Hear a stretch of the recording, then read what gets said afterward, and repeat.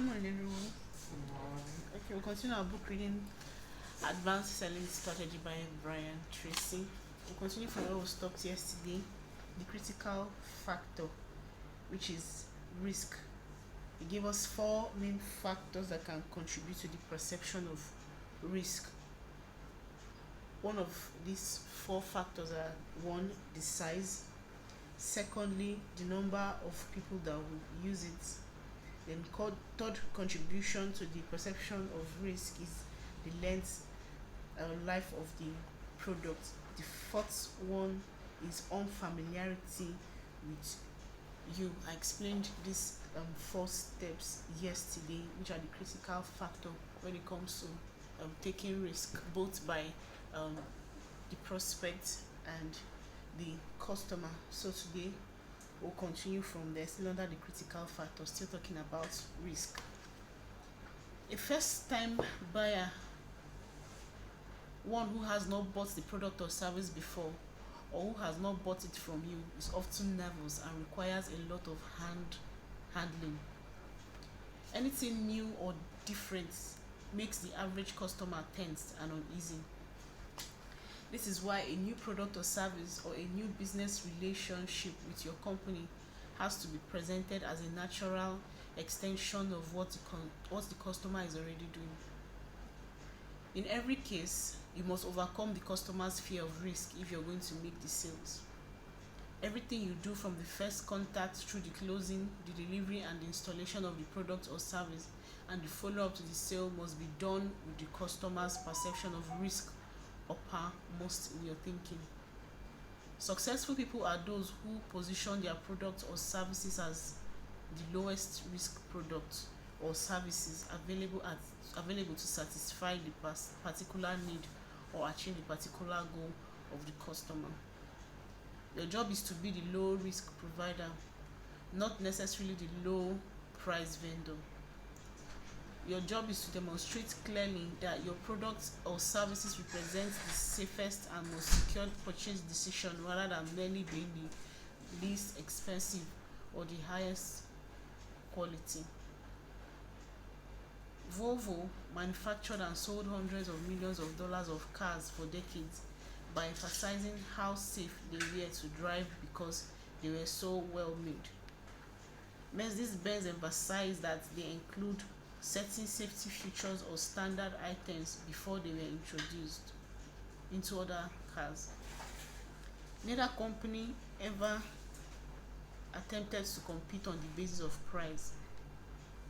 When a prospect has a choice between 2 products, one that is low price but represents a higher degree of risk, and a second that has a higher price but represents a lower degree of risk, which do you think the customer will choose to relieve the tension involved in the buying decision?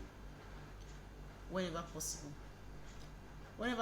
the customer will move up to the higher price and low risk to relieve buying tension, rather than moving down the low price and higher risk to save money.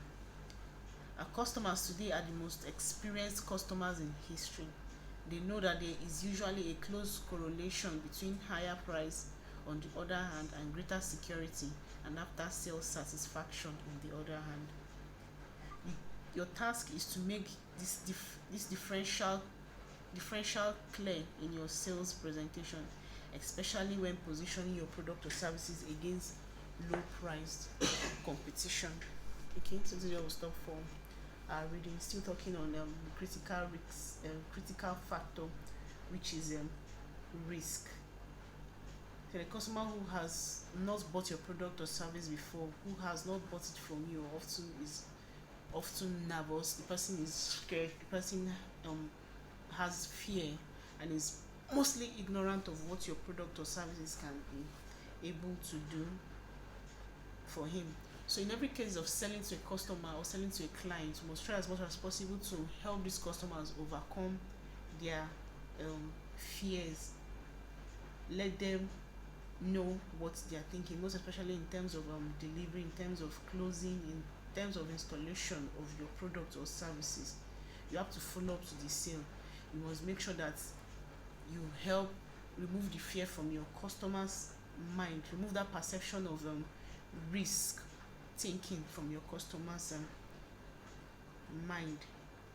So it is important to position your your product and services at, as a low risk product or as a low risk service that will be able to satisfy the perception of the customer.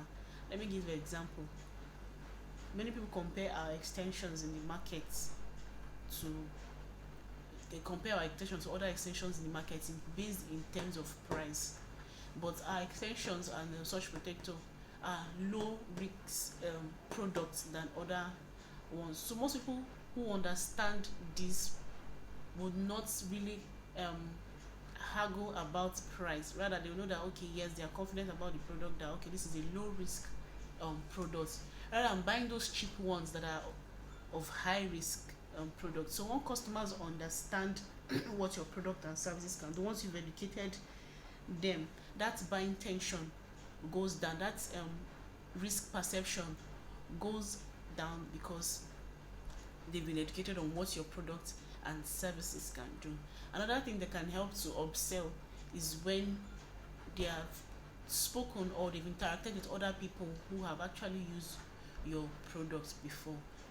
When they come to buy from you again, they won't really haggle about price because your products are low risk products, not they're not on the high risk side. Although their price may be high, but they are low risk products. And there are some products that their prices are cheap, but they are high risk products. So your as our task as a sales people or a sales person is to make it clear in our sales presentation when we are educating our customers about our product and services, to make them know that our products and our services are against low price competition, that we're not competing with those that their extensions are of low risk, because our own is of higher quality. So that's what we start from. Thank you. Thank you.